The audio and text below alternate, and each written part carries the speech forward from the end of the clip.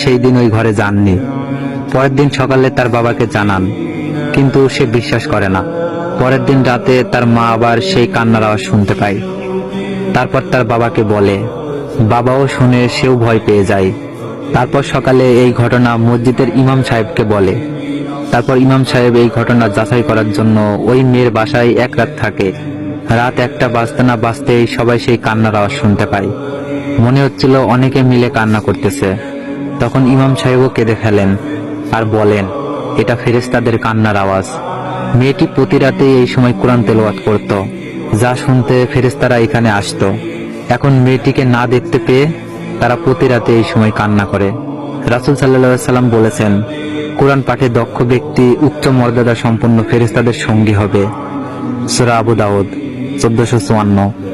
আল্লাহ আমাদের সবাইকে এইভাবে কোরআন পড়ার তৌফিক দান করুন। আমিন।